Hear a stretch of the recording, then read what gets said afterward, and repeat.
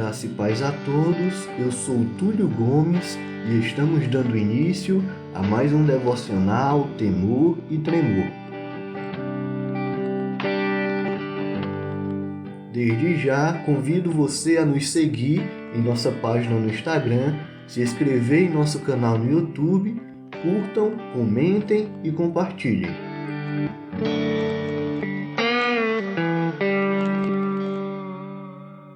O nosso texto bíblico de hoje se encontra no livro de Atos dos Apóstolos, no capítulo 16, dos versos 16 ao verso 26. Estarei dando início à leitura. Aconteceu que, indo nós para o lugar de oração, veio ao nosso encontro uma jovem possuída de espírito adivinhador, a qual, adivinhando, dava grande lucro aos seus donos. Seguindo a Paulo e a nós, gritava dizendo: Estes homens são servos do Deus Altíssimo e anunciam a vocês o caminho da salvação. Isto se repetiu por muitos dias. Então Paulo, já indignado, voltando-se, disse ao Espírito: Em nome de Jesus Cristo, eu ordeno que você saia dela. E na mesma hora o Espírito saiu.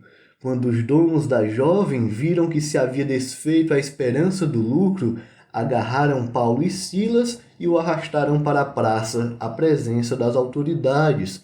E levando-os ao magistrado, disseram: Estes homens, sendo judeus, perturbaram a nossa cidade, propagando costumes que não podemos aceitar nem praticar, porque somos romanos. Então a multidão se levantou unida contra eles, e os magistrados, rasgando-lhes as roupas, mandaram açoitá-los com varas. E depois de lhes darem muitos açoites, os lançaram na prisão, ordenando ao carcereiro que os guardasse com toda a segurança. Este, recebendo tal ordem, levou-o para o cárcere interior e prendeu os pés deles no tronco. Por volta da meia-noite, Paulo e Silas oravam e cantavam louvores a Deus, e os demais companheiros de prisão escutavam. De repente, sobreveio tamanho terremoto que sacudiu os alicerces da prisão. Todas as portas se abriram e as correntes de todos os presos se soltaram. Meus queridos, continuamos acompanhando Paulo em sua segunda viagem missionária, ainda em Filipos. Nesta passagem, Paulo e Silas se direcionavam a um local de oração, quando se sentiram perturbados e incomodados por uma mulher que se encontrava possuída por um espírito maligno, um espírito de adivinhação. Esta mulher fazia afirmações, gritava afirmações dia após dia, afirmando que os homens que ali se encontravam, Paulo e Silas, eram servos do Deus Altíssimo e que eles anunciavam o caminho da salvação. À primeira vista, esta afirmação desta mulher pode não parecer algo maligno, algo ruim ou prejudicial. Todavia, seus gritos muitas vezes poderiam estar atrapalhando e incomodando o trabalho missionário de Paulo e de Silas. Deus também não necessita de nenhuma aprovação, afirmação ou confirmação, nem muito menos reconhecimento de demônio algum. Neste momento, a palavra de Deus, o Evangelho, algo puro e divino, corria risco de ser comparado, de ser confundido com práticas ocultas, com práticas satânicas, com práticas que nada tinham a ver com o Evangelho verdadeiro. A mulher possuída pelo espírito de adivinhação não era escrava apenas do demônio em si, não era escrava apenas do espírito maligno que a possuía, mas também escrava de pessoas que a usavam como objeto, pessoas que a usavam como meio de obter lucro. A ganância e o egoísmo de seus senhores coisificou esta mulher, a transformando apenas em um objeto, apenas em um meio, apenas em uma coisa que poderia trazer lucro.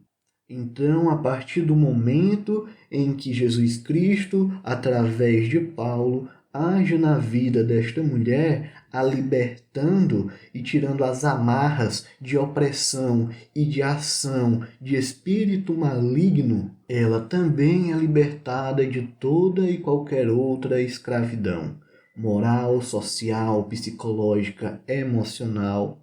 Esta mulher ganhou uma nova vida, vida abundante em Cristo Jesus. Apesar do texto bíblico não deixar claro a sua conversão, o seu batismo, todavia, por essa passagem que relata a intervenção divina de Deus na vida desta moça, se encontrar entre duas passagens que relatam conversões, que seria a conversão de Lídia e a conversão do carcereiro e sua família, nós podemos concluir que também essa moça foi convertida. Não foi liberta apenas parcialmente por Deus, mas sim uma libertação completa.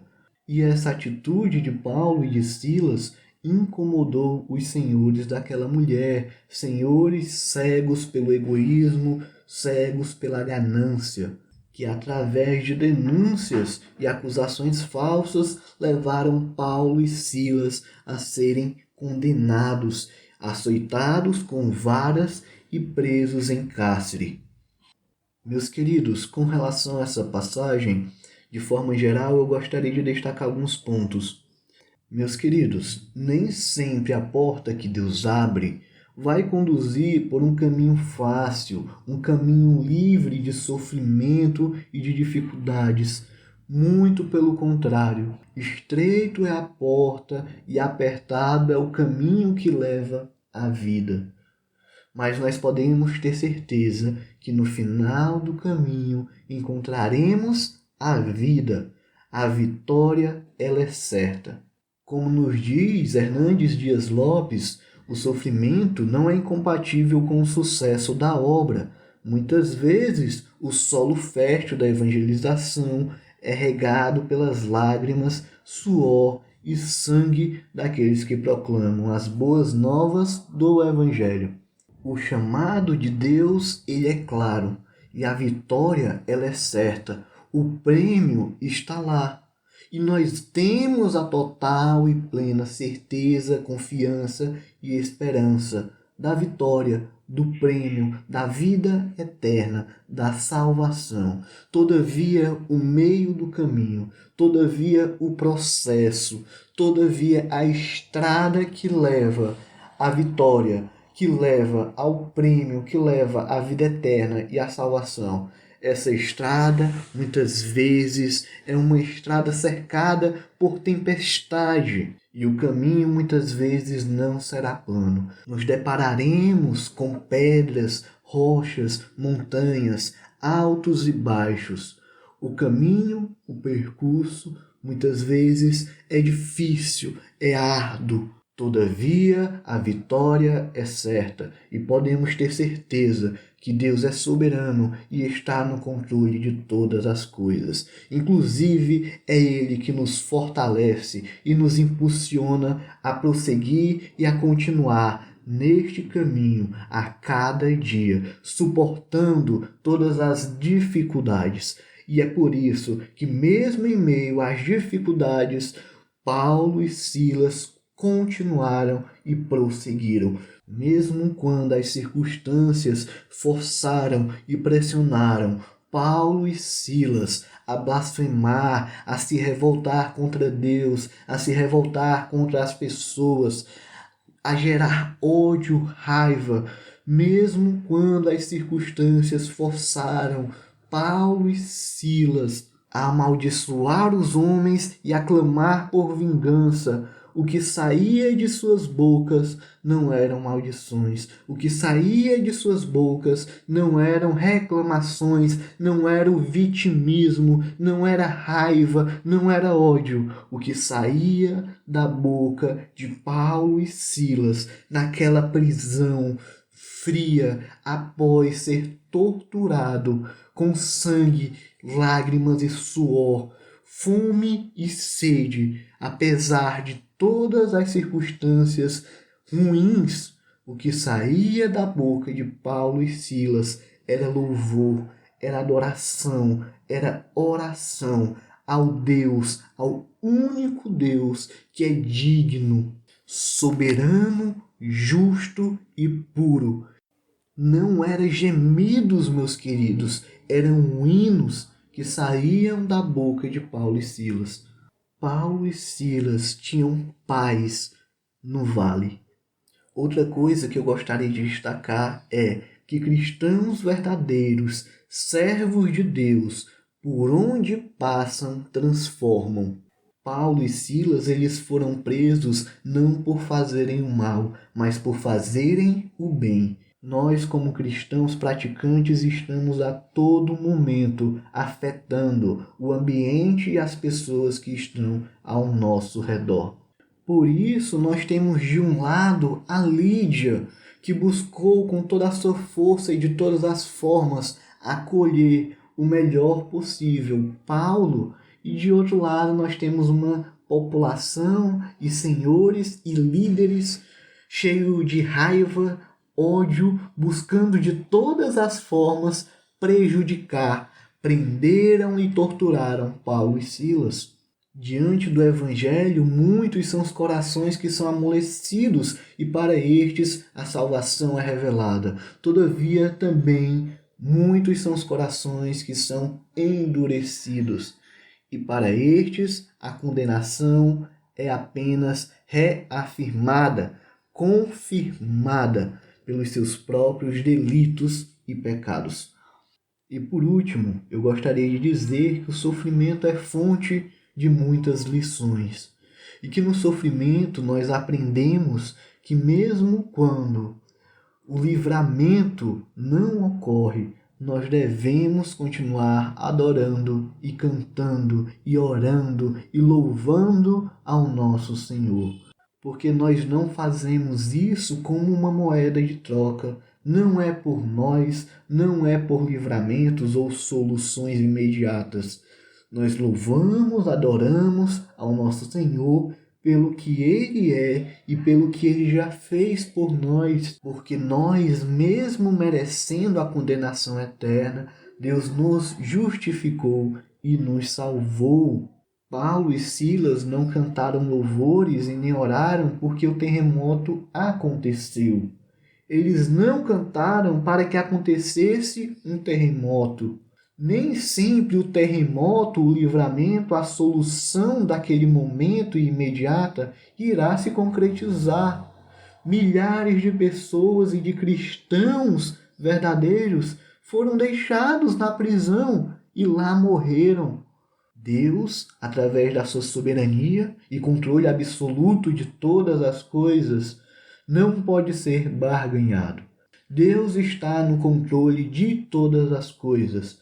Paulo e Silas sabiam disso, confiavam em Deus, louvavam e adoravam a Deus, independente do que acontecesse, independente se Deus iria livrá-los ou não, independente de qualquer coisa, eles louvavam, adoravam e oravam a Deus. Mesmo que ali fossem o seu fim, mesmo que Deus decidisse não livrá-los, mesmo que ali naquele cárcere eles morressem, eles iriam morrer como cristãos, louvando, adorando e orando ao Senhor. Paulo e Silas, eles cantaram não porque eles sabiam que sairiam da prisão, eles cantaram porque a prisão não importava mais. Seus passaportes já estavam carimbados para a última viagem, e esta viagem derradeira é para o céu. Eles já estavam salvos, a vitória já estava certa e prometida, o prêmio já estava com eles. Então, independente de qualquer coisa, eles estavam gratos e em paz, porque estavam salvos. Oremos. Senhor, Deus e Pai, nos encontramos em Tua presença, Deus, para Te agradecer por nossas vidas e pela vida dos nossos ouvintes. Te agradecemos pelas Tuas bondades e misericórdias em nossas vidas, apesar de não merecermos. Somos falhos, somos pecadores, somos limitados, e por isso rogamos o Teu perdão, ó Pai. Diariamente nós falhamos contigo em muitos aspectos e em muitos âmbitos de nossas vidas. Então nos perdoa, ó Pai, e rogamos a Ti, nos capacita e continua nos ajudando, ó Pai, a melhorar cada dia mais como cristãos, como os Teus servos, ó Deus. Que possamos confiar cada vez mais em Ti e na Tua obra. Que possamos, ó Pai, desenvolver a nossa fé e a nossa salvação com temor e tremor. Assim, nós te oramos em nome do Teu Filho Jesus. Amém.